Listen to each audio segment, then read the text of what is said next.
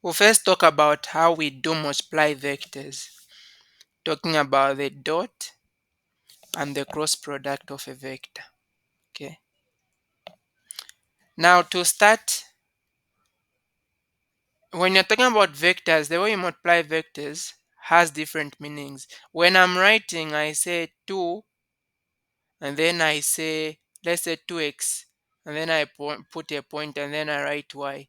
This means 2x times y, and it is the same as 2x. I write it like this and then I put a times and then I write a y. It's the same, but in vectors, these two are different. So we have got the cross product and the dot product. Starting with the cross product. Okay. Now you can even hear from the term cross. So this is where you are using a multiplication sign. Let's say you have been given a vector A and this vector. Now remember last time we talked about how you can express vectors. Okay. So in the same expression, you can express it as a column matrix. You can express it in different forms. Let's say we write it in the form 2i, let's say, minus 3j. This is vector A. And then say we have got vector B, which is say 4i plus, let's say, just a j. What would be the cross product? Now the cross product of a vector written as A times B, what you do is you basically get the determinant of the matrix, and that gives you the cross product, the determinant of the matrix.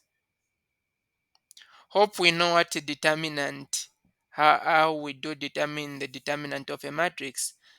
So what you are going to do is this. You are going to write a, a matrix. First, I'm going to get the letters. Remember we said that the general form of a vector is written as is going to have a number with an I. This is meaning x value, and then a number with a j, and then a number with a k. So this is a general form of the of a vector. Okay, this is x, this is y, this is z. X coordinate, y coordinate, z coordinate. Every time you see I, it's x, j is y, k it's z. So what I'm going to do is I'll first get those letters on top, I, j, and k. Okay. When that happens, now I'm going to get the coefficients or the numbers in front. Always make sure that if you are starting with A, look at this, we are starting with A times B. I need first to get the terms for A, the numbers in front of the I, J, and K. Now, if you can see, we don't have K, meaning that K is going to be 0K. For this one, also for this one is 0K. So please start with what they've given you first. Here it's A times B. So I'll first get the number in front of A, that is a 2. I'll put a 2 under I. I'll put negative 3 under J, and then I'll put a 0 under K. And then I'll go to the vector B. I'll get the 4, put it under I, and then the number in front of J is a 1, and then a 0. So this is how you get to write them. If it was B times A, would have started by writing these ones which are in front of the letters for B, and then we write for A. Is this a step okay?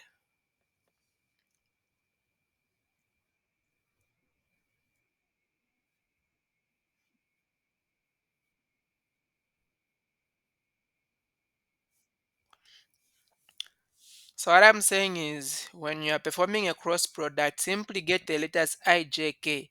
Now, whatsoever you are starting with, if they've said multiply A and B, get the numbers in front. Okay. Get the numbers in front of A. You have got 2, you have got -3, you have got 0. Put them each under its own letter. And then go to B. Get the numbers in front. You have got 4, you have got 1, you have got 0. So you put them also under its own letter like that. Does that make sense now?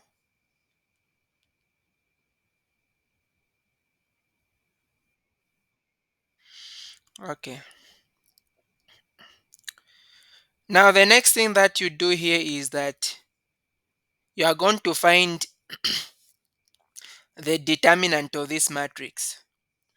I should have taught you this, but then the topic is far ahead in mathematics, how to matrices, how to find the determinant of a 3 by 3 matrix.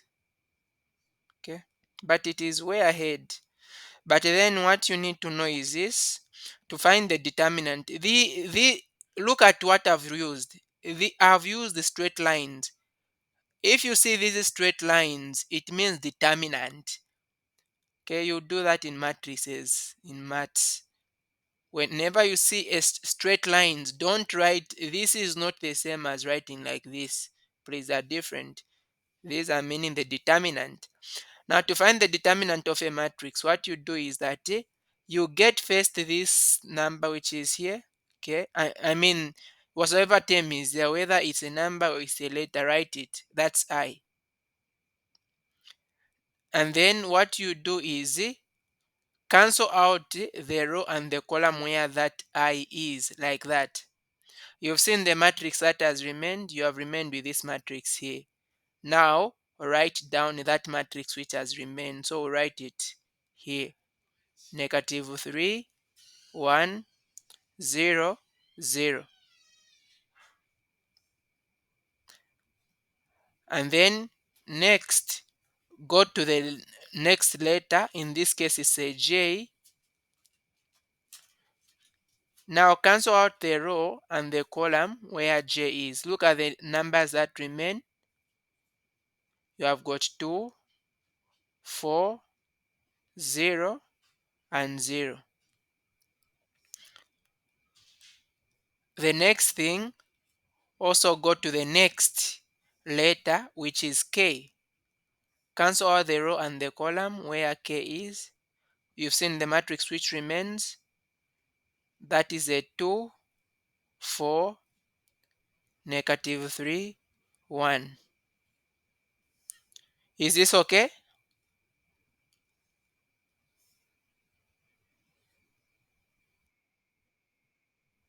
Okay.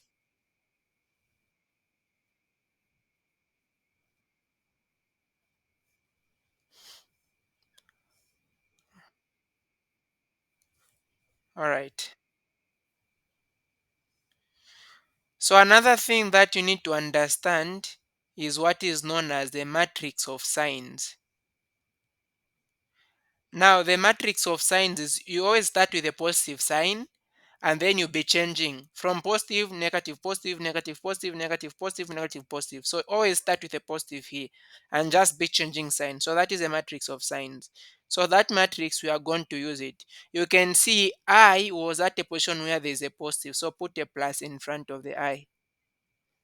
J was at a position where there is a negative, so put a negative in front of the J. K is in front of was where there is a positive, so put a plus. Okay, very important to understand that. And then the next thing, now you already know how to find the, where should I repeat?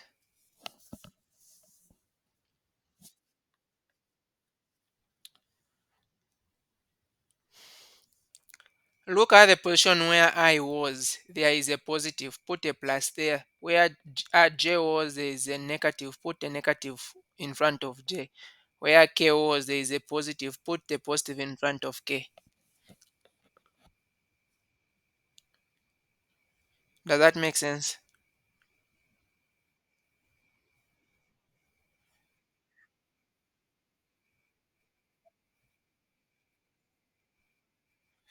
You need to know this matrix in your head, the matrix of signs.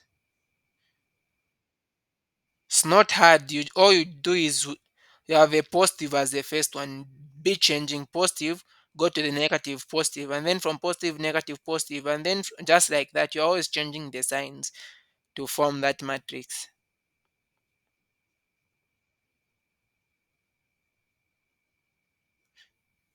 Is that okay?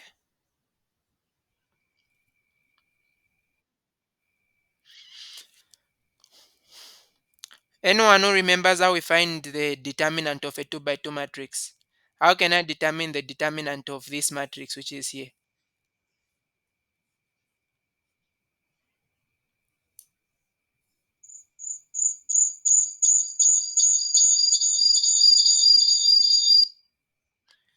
We have forgotten. So what you do is that you get the major diagonal. In this case, it's this one. So get a 3, multiply with a negative with a 0. That is going to give you a 0. And then minus, multiply the minor diagonal. So that will be 1 times 0. That is going to be also a 0. Okay. And then write negative j. Also find the determinant of this other one. That will be 2 times 0, which is 0, minus 4 times 0, which is still 0. And then get the next one, which is a k. Multiply 2 times 1, that is a 2, minus 4 times negative 3, that is a negative 12. So you see 0 minus 0 is 0. So this is going to be I with a 0, minus the next one will be j with a 0, and then plus k with 2 minus negative 12, that is a positive 14. So you see the number that we are getting, I times 0 is 0. Negative j times 0 is also a 0. And then k times 14, that is 14k. So this one is going to be the cross product of this vector. Is this okay?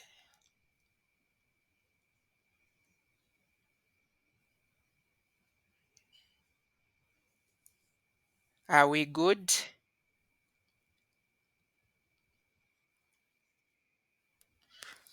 Okay. Hope you have understood. So you can be given two vectors and then they ask you to determine the area of, I mean, they can give you even like three vectors or something. They ask you to determine the area which is going to be made by those vectors. So you actually also use the cross product to find area of a vector. Okay. Now let me first talk about the dot product. Dot product is when they've told you dot product. Let's say we've been given a vector A, which is 2i minus j, and then a vector B, which is equal to, let's say, 3i plus 2j. They ask you to find A dot B. That is the dot product. It's different from A times B. That is a cross product. You've seen what we do, the cross product, we use something else, right? Now for dot product, what you need to understand is that the dot product A dot B is actually given by AB, that is cos theta. Now this is a formula that you just have to know. Okay, like you need to know it. You just have to have it in your mind. Is there anything hard here before I progress?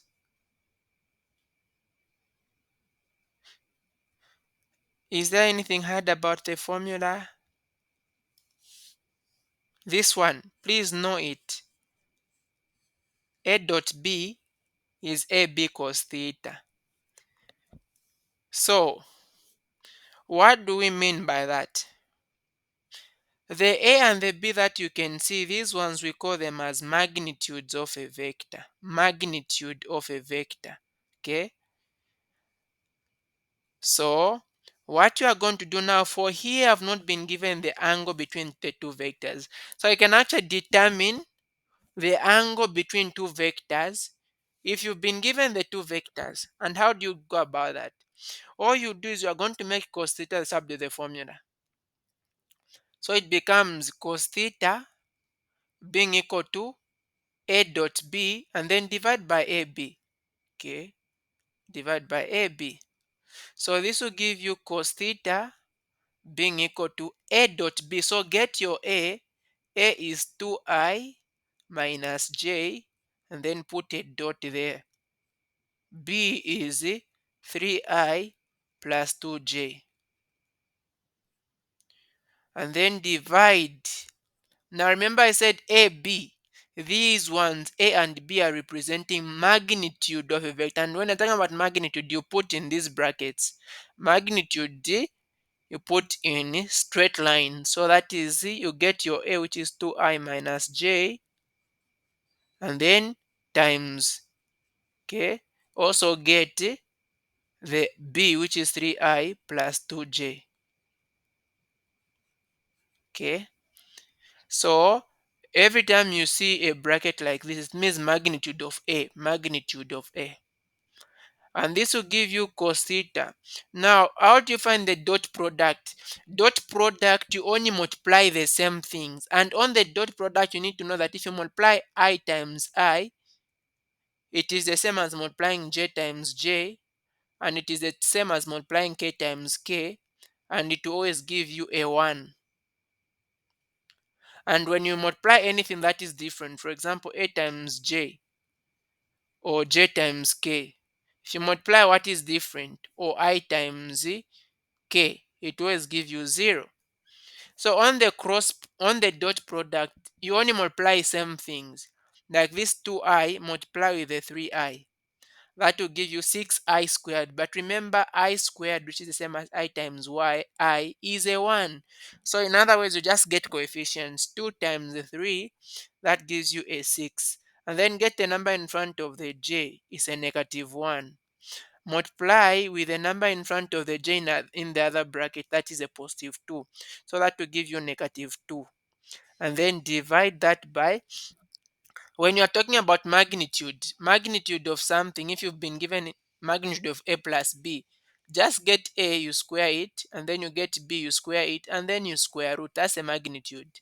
So here we just get 2, we square it, then we get negative 1, you square it, and then multiply. The other side, you have got 3I plus 2j. So just get the 3, you square it, plus the 2, also you square it. Are we together so far?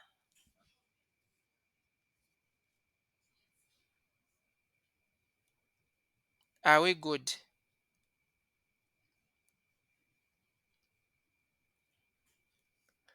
Okay, so if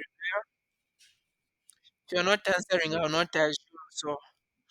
So 6 minus 4, 6 minus 2 is a 4 divided by 2 squared plus 1 squared. 2 squared is a 4.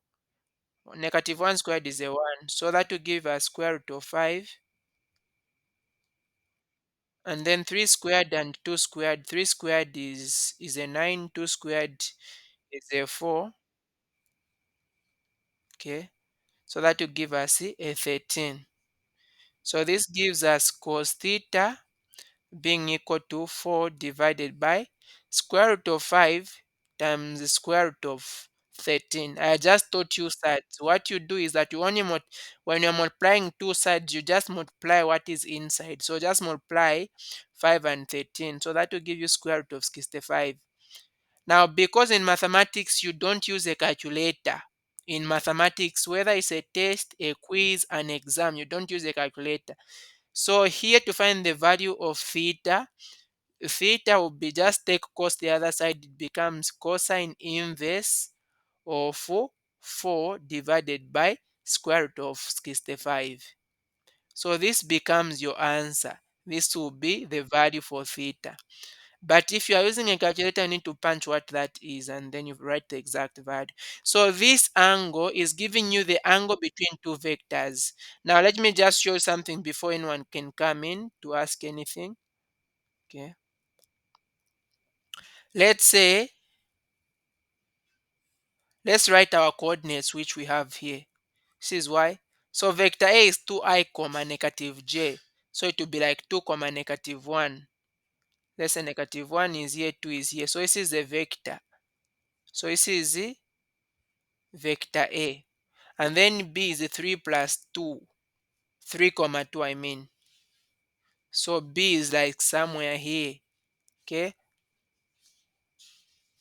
So if you connect the angle between these two vectors is this angle here.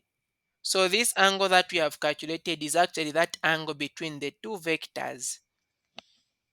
Okay. Now I can allow if there are questions.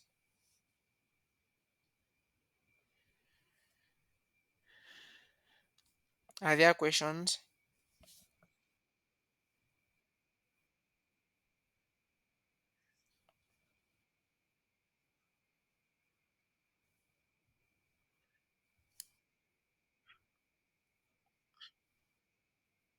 Mhm. That's the fine. That's the final answer if you have not been given a calculator to use. But if they've given you a calculator, you can punch. But mathematics, you don't use a calculator. Okay. Mm-hmm.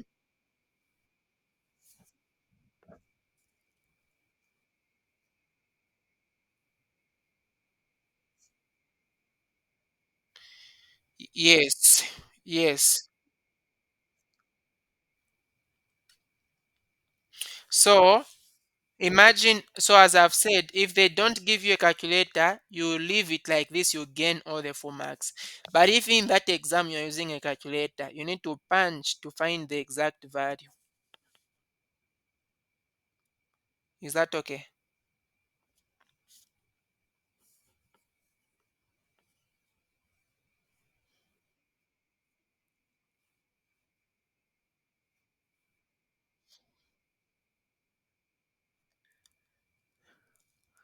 I haven't gotten the question.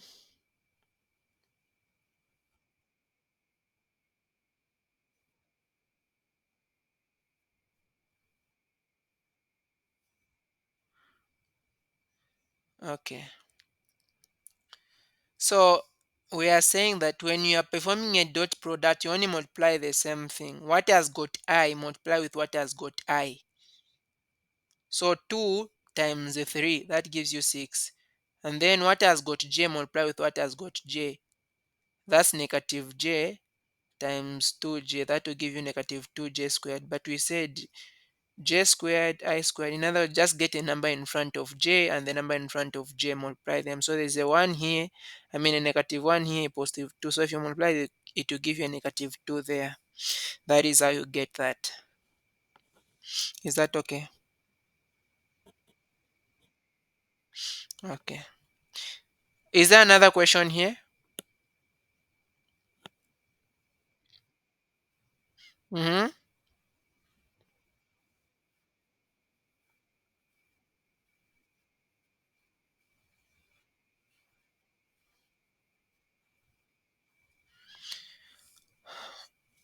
Oh, so I thought you did some of this in when you are finding you want to remain with theta. Look, you had cos theta is equal to let's say if you've been given cos x is equal to 1, you want to find the value of x. You multiply both sides by cosine inverse so that cosine inverse of x and cosine will cancel, so you remain with x. In other words, it's what we say that you take cos the other side. So if you take cos the other side, it becomes cosine inverse of what is the other side, which is 1. That is what you do. Is that okay? Okay. Now, you can calculate the area of a triangle using these multiplications of vectors. Let's say you've been given a vector A, which is say 2 comma 1, and then a vector B, which is say 3 comma 4. You want to find the area of this vector. If you want, you can even see the demonstration on the Cartesian plane. So A is 2 comma 1. So maybe somewhere here. And then B, okay, let me just change this to be a negative 4. 3 comma negative 4. So I've got a 3 here, and then a negative 4 here. This is going to be B. So if I connect now the point A and the point B, I can actually now find, you can see this is a triangle, right? This is a triangle. I can complete this triangle and it will become a parallelogram. What you do is just sides which, just make a line which is going to be parallel to this line, and then make another line which is also parallel to the other line. It becomes a parallelogram like this. Okay. A parallelogram where all the sides are equal is known as a rhombus. Now, for this vector, you want to find position vectors. What do we mean by position vector? Position vector is a vector that is coming from the origin. So what is vector OA? Now remember, a vector has got direction. So this vector is going in this direction. This vector is going in this direction. So vector OA is actually the same 2 comma 1. I can write it like this, or I can put 2i plus j. Nothing is different. And then the vector OB. The vector OB is what? 3 comma negative 4. I can also write it as a 3i minus 4j. There's no harm. So we can as well find the vector AB. How do you find the vector AB? To find the vector AB, now vectors is just a path that you are taking for you to reach somewhere. So in other words, we are saying, how can I move from A up to B? So for me to be able to move from A to go to B, imagine there's no direct way between A and B. Okay, so I can actually start, I move from the point A, I go to the point O, and then I move from the point O, I go to the point B. That is how we can move from A to B, apart from us just going direct. So I'm saying AB is going to be, first I'll move from A, I go to O, and then plus, because I'm taking another step, isn't it? I move from O and then I move to B.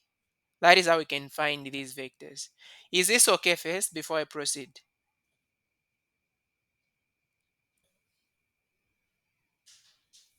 Is this okay?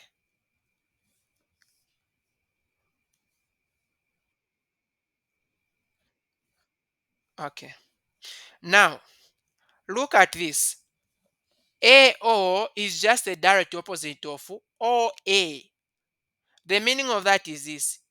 For me to find AO, I just need to put a negative in front of OA. And then we have got OB.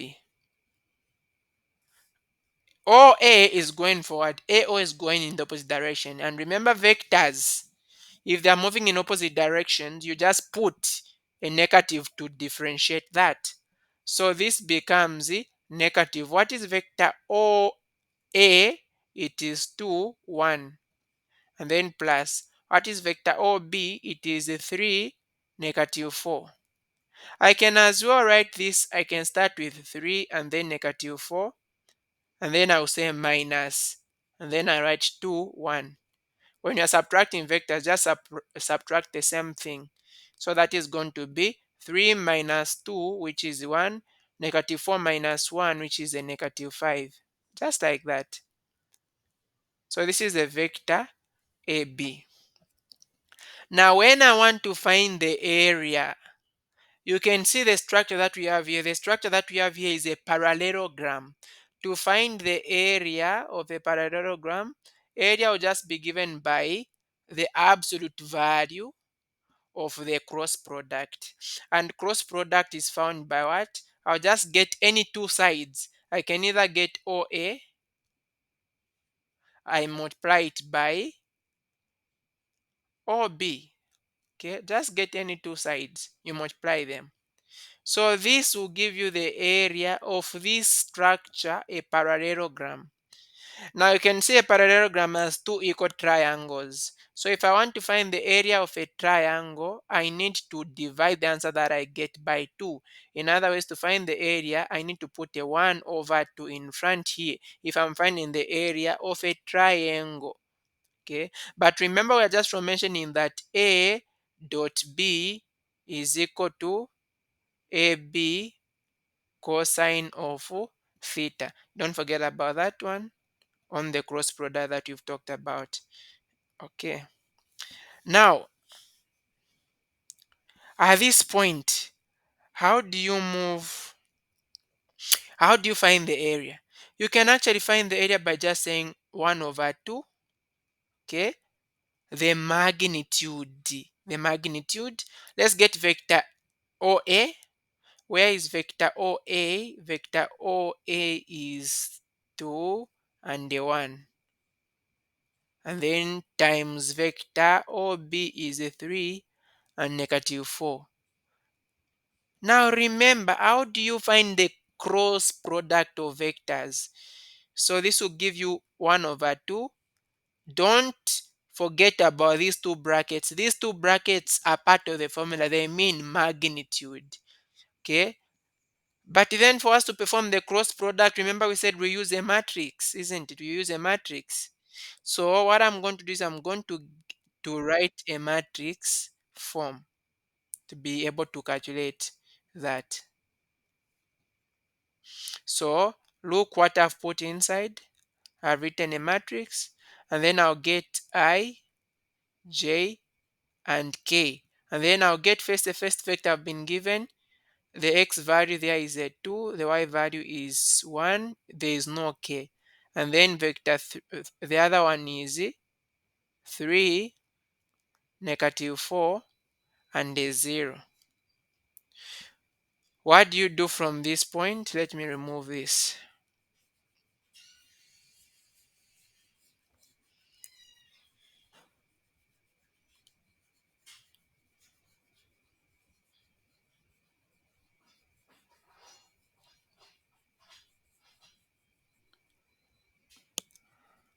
So at this point, what you are going to do is, this is 1 over 2. Don't forget to write this magnitude. But now let's find the ones in red. That's a determinant. Remember we said first get your I, right? Get your I. When you get I, cancel out the row and the column where I is. See the matrix that we have remained with. It's a 2 by 2 matrix. Find the determinant of this matrix. And when you're finding the determinant of a 2 by 2 matrix, multiply the major diagonal. 1 times 0 is 0. And then minus, multiply the minor diagonal. Negative 4 times 0 is still 0. Meaning that this will just give us a 0.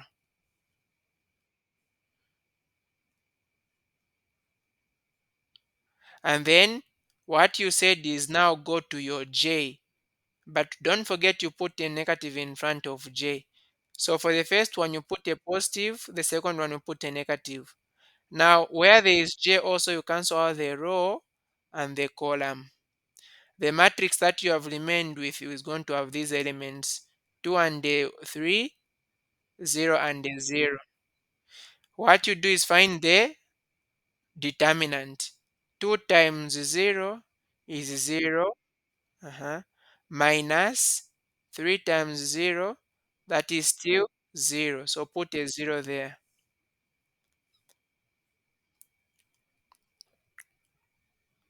The next thing is now go to your last element, which is K. K should have a positive. Okay, so cancel all the row and the column where K is. and then find the determinant of this matrix. 2 times negative 4, negative 8, minus 3 times 1, that is a 3. So now put back your row there. Okay. So at this point now, this is going to give you 1 over 2. So you can see 0 times I is 0, negative j times 0 is 0. So just have k times negative 8 minus 3, that is a negative 11. And we can also write this as 1 over 2. Don't forget there is this. We can write it as negative 11k. Now the meaning of these brackets like this, they mean modulus. Modulus I already explained. You just get the number which is inside, you square it and square root. If they are the two of them, let's say a plus b, get a, square it, get b, square it, and then square root. Now here you have been given negative 11k. Every time you're finding modulus, you forget about the letter. Okay, you forget about the letter. If it's I, if it's j, if it's k, forget about it. Just get negative 11, you square it, and then you square root. So basically what you are just doing is that you are just removing the negative, because negative 11 squared will be positive 121. Positive 121 square root is just 11. So the final answer will just be 11 over 2. Because this is area, it is units squared. 11 over 2, right? That's about 5.5 units squared. Is this okay?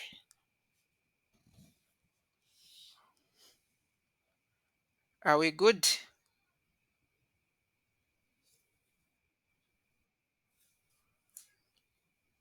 Okay. Which one?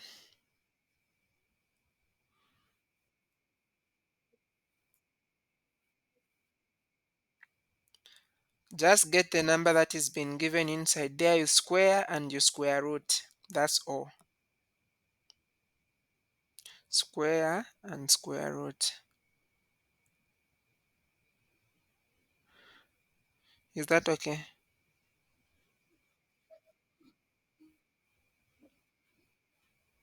Okay. Now there's another way that you can use to find area of a triangle. There's a mic on, please close it. The mic that is on, switch it off. Okay, there's another way that you can find the area of a triangle. Area can also be given as, you simply get, okay, you simply get the the the dot product of terms, and then you use sine of the angle theta.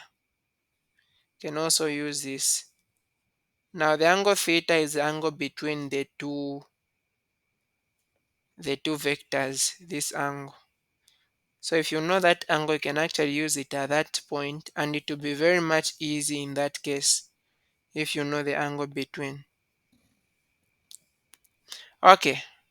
Do you have any question here? This is the part that was left out. So I want to divert now from this to projectile. Is there any question? Okay, it seems it's good. So for projectile motion, I actually have already a quiz test. There's actually a quiz test, but there's one which has only projectile motion and free for the other one. So if we do this topic, I'm going to give you a quiz test, just like from the exam papers. And then after we do like linear motion, I'll give you now a test having all the topics we've been doing. That is measurements, vectors, the projectile motion, linear motion, so that it will include all those. So be prepared. Okay, projectile motion.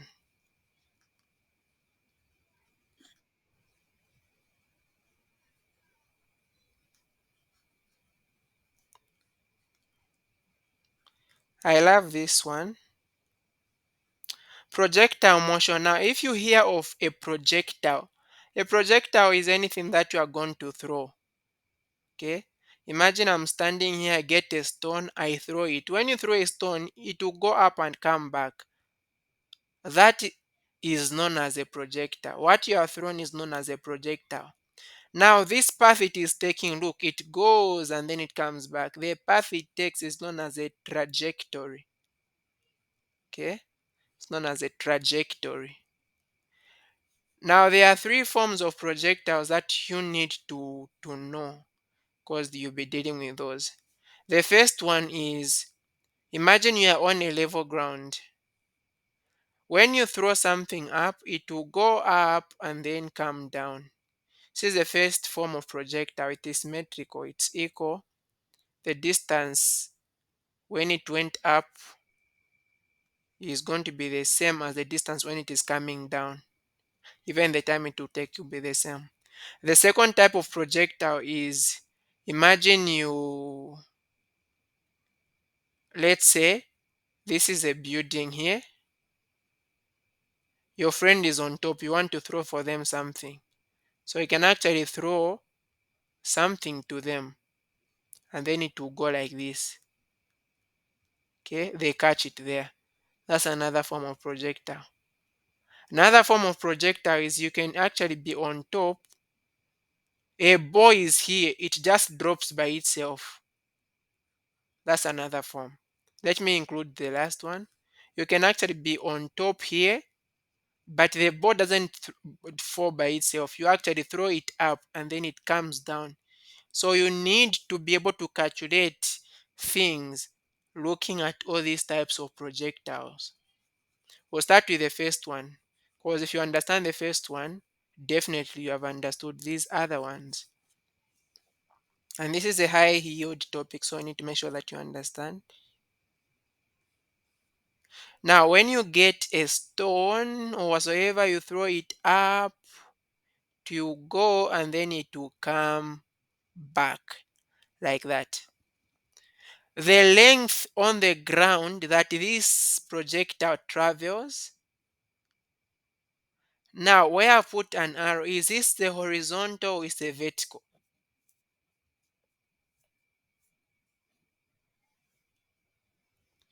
Is that the horizontal or the vertical? Horizontal. Okay. So, when I throw a projectile, looking at where it started to where it has reached, the distance on the ground that is known as the range. Okay, sometimes it will be known as the horizontal range or just simply range.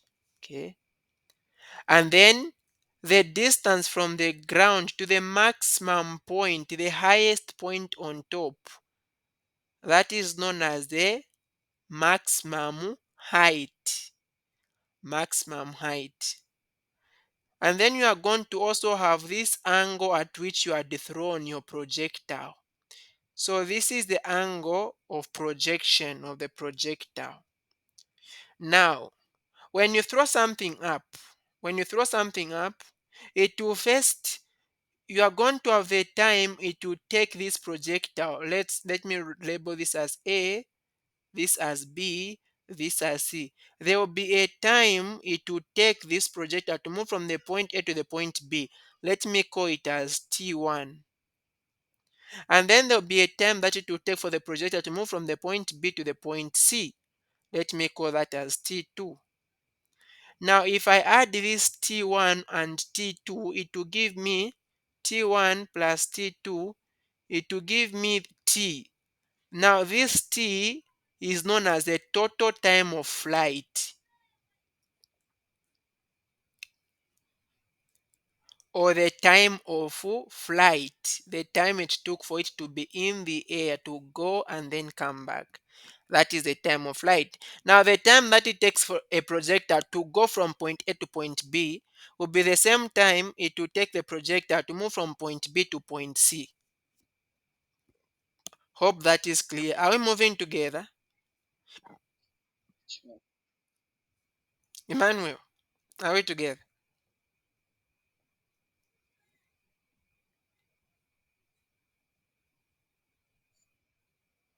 That's why people don't just join class and then they just leave the class playing.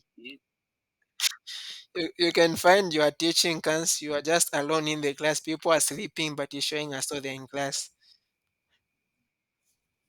Okay, interesting. Okay, all right. Now look at this. When I throw something up, it starts to go up. It reaches at this point, and then it starts to come back. Why do you think it stopped moving? Why do you think it stopped going up but it started coming down?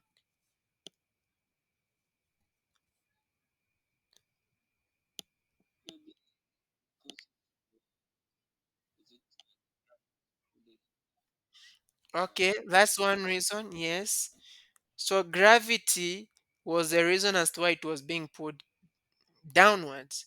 So initially when I throw something, for it to start going up, I need to give it a velocity.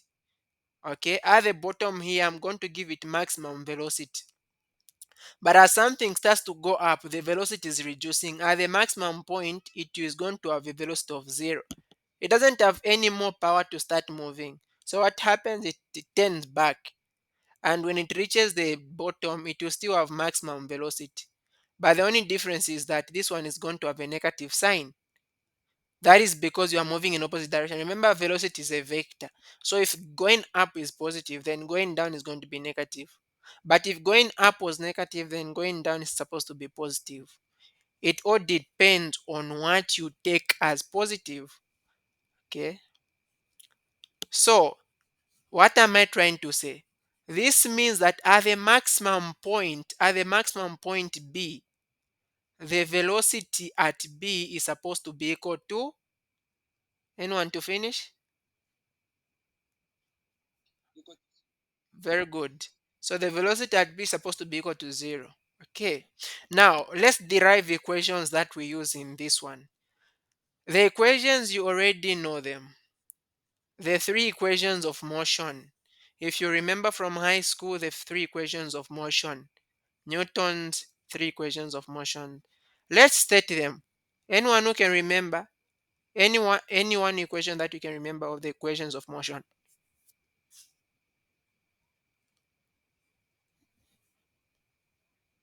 Anyone?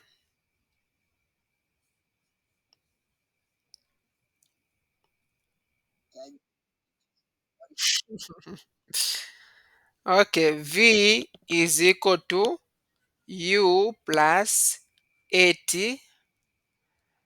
Second one, V squared is equal to U squared plus 2AS. And the third one, 2AS is equal to, oh, I want even to write the same one.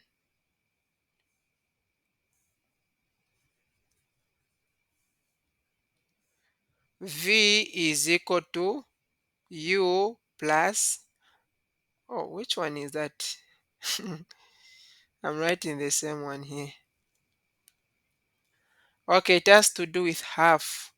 I can remember something. I can remember half 80 squared. Anyone who remembers the beginning part?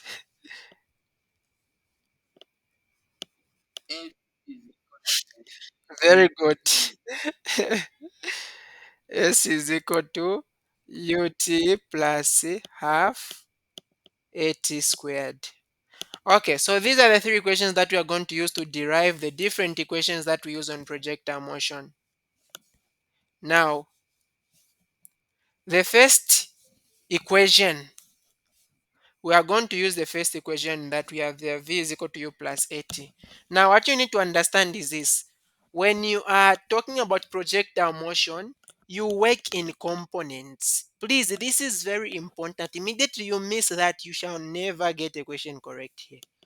You work in components. If you're talking about the x component, work with the x component. Meaning that if I'm talking about motion going forward and behind, work with that.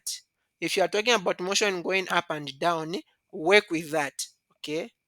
One thing that I just need to state is that when the angle of projection, this one, this angle here, is less than 45 degrees, look at this. If the angle is less than 45, your projectile is going to be like this. If your angle is 45, your projectile is going to be like this. If your angle is greater than 45, your projectile is going to be like this. So maximum horizontal range is found when the angle is 45. So that is a question that can come in a multiple choice. So you find the maximum range when the angle of projection is 45. Above and below, it is going to reduce.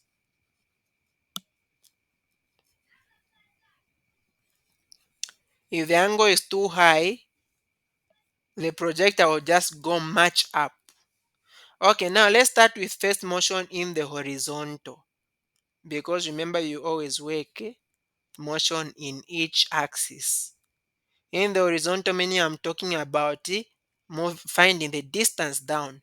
So using the first equation, now because this is projectile motion, we no longer use A. Instead of A, we use G. So at every point where there is A, we are going to be using G. Okay, gravity. All right. Now I'm going to start with the, okay, let me start with the first equation. So it becomes V is equal to U plus GT. But now let me remind you of what we did in vectors. How do you find the x component of a vector? And how do you find the y component of a vector? X component of a vector is given by that same vector cos theta. Y component is given by that same vector sin theta. So from now on that you have got this knowledge, every time you have got something moving at an angle, always make sure that you break down into components. Please, every time you have got anything at an angle, you always break into components. As long as it's not straight down or straight up or straight forward or straight behind, you always break into components. Something like this, you don't need to break into component because just as x component. Something like this, just as a y component. But as long as something is at an angle, you always need to break into components. Okay. Now, because this is in the horizontal, gravity does not affect things which move from left to right. What does that mean? This means that here V will just be equal to U. V will just be equal to U. Okay. Very important. V is just equal to U. In other words, the final velocity is going to be equal to the initial velocity. Now, where are we saying final velocity? So wherever that you are talking about, final velocity can be, let's say, at this point, at this point, at this point. In other words, this is very important. What I'm about to mention now is very important. When you're talking about projectile motion, the velocity in the x, so I actually write this as Vx. Okay, the velocity in the x is always constant. Please take note of this. Meaning that if the velocity that we started with here was, let's say, 20 meters per second, and then now let's say the angle that we use here was 30 degrees. Let's break it into components. We find Vx, so Vx is going to be 20 cos theta. Now theta, we know now the angle that is 30. Anyone with a calculator who can punch? We need to find the value here. And then we also need to find Vy, which is 20 sine 30. I know 20 sine 30 should give us a 10 meters per second. So this is the initial velocity in the y. How about the initial velocity in the x? Anyone who has punched 20 cos 30?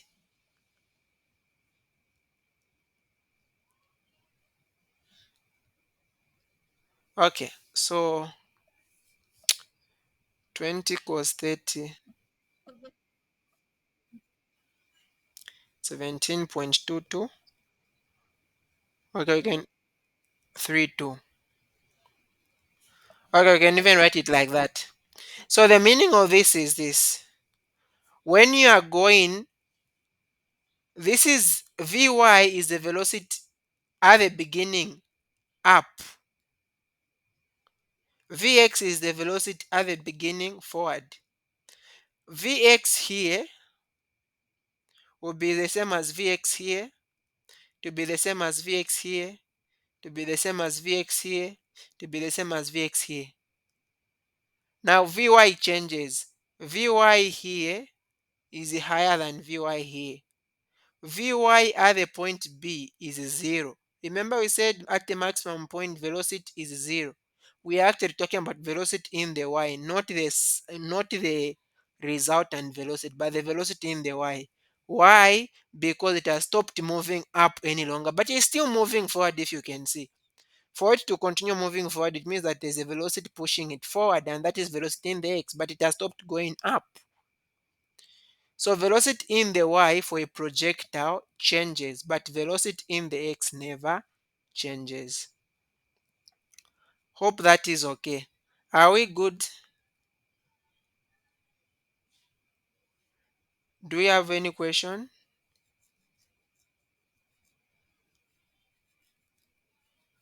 Okay. Now, let me go to the second equation and use it. Second equation is telling us that, let me actually first use the third equation. Okay, let me go to the second first. V squared is equal to u squared plus 2. Remember I said A, we put G there. And then S, we'll just leave it as S like that. That is distance. Okay, like that. Now even here, G is going to be 0. So that will just remain as V squared is equal to U squared plus 2AS. Okay, that is another thing that will remain, because G in the horizontal is always 0.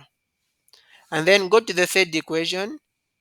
S is equal to ut plus half, where there is a, put g, t squared.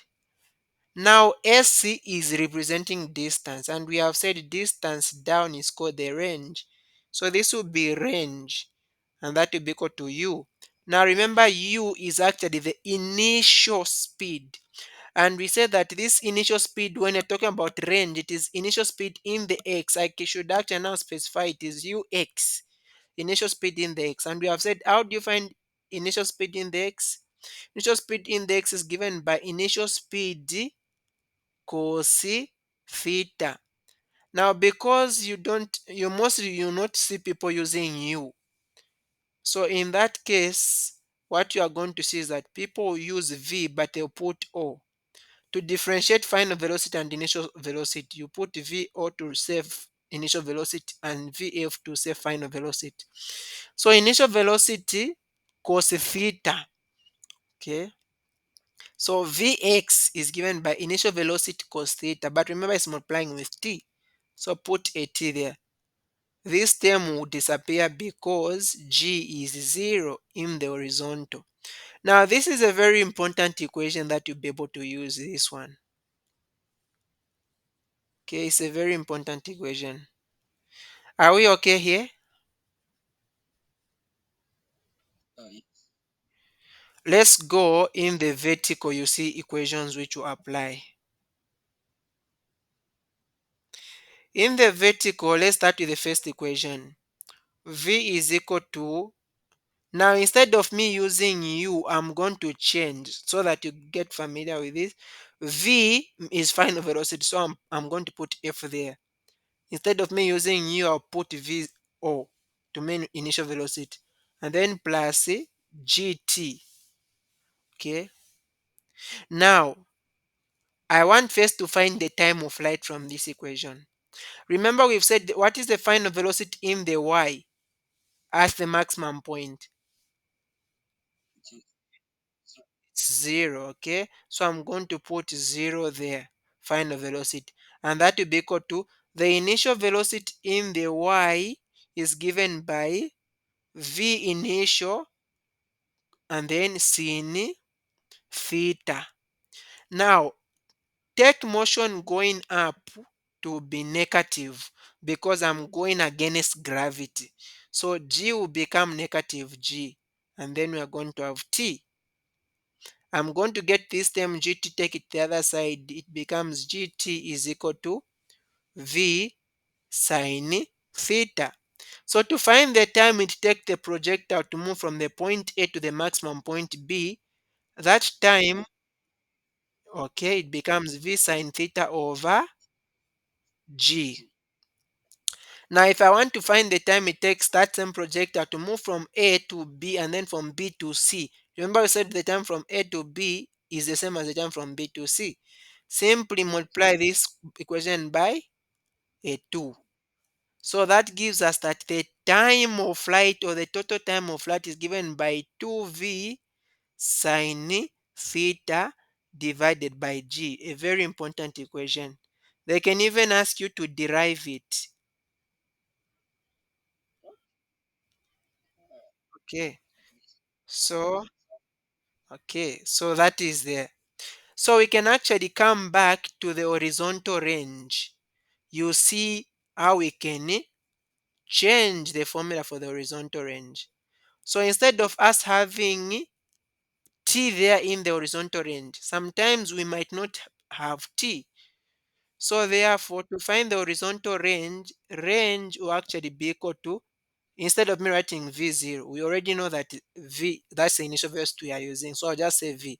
So that is going to be v cos theta. But where there is t, I'm going to put the value for time of flight, which is 2v sine theta divided by g. And this will give us, what I'm going to do is I'm going to get the 2v, I'll multiply with the 2. So that gives us 2v squared. And then we are going to have cos theta times sin theta. Cos theta here multiplied with the sin theta. Now, I've not taught you this yet. We are going to do in trigonometry, but you need to know that every time you multiply sin theta and cosine theta, the answer is going to be 2. Okay. So when you have got a 2 in front here, 2 sin theta cos theta is equal to just a cos 2 theta. Not a cos, forgive me, a sin 2 theta. This one is an identity. It's a very important identity that you see. It's mostly part of the exam. So every time you have got 2 sin theta cos theta, 2 sin theta cos theta, the answer is always sin 2 theta. 2 cos theta sin theta is always sin 2 theta. So what I'm going to do is this. You can see this 2 which is in front here. I'm going to remove it. So what I'll just do is I'll get this v, I'll multiply with this v, it becomes v squared. And then what remains, we have remained with a 2 in front, we have remained with also a sin theta. I'll multiply with this cos theta which is outside here. And then everything is going to be divided by g. But remember, what is 2 sin theta cos theta? It is sin 2 theta. Okay, so therefore the range becomes v squared sine 2 theta over g. So this is the equation that you use to determine the horizontal range. Now please, this is not the same as v squared sine squared theta. This is sine 2 theta, not sine squared theta. They have got two different meanings.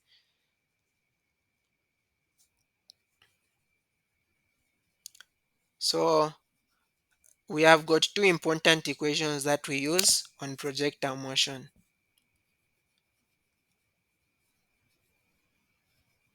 And then we can go to deriving now one of the others, the last one. The last one, what we are going to use is we are going to use the third equation. But remember, I'm talking about vertical distance. I'm talking about vertical. In the vertical, we don't have distance. The distance is known as height. So height, therefore, is going to be given by initial speed. So instead of me using u, I'll use v0. But because I'm going in the y, this is going to be v0 initial velocity in the y multiplied by time. Okay. And then plus. Now let me not use this equation. This equation will not take us. It will just end there. I'm going to use equation 2.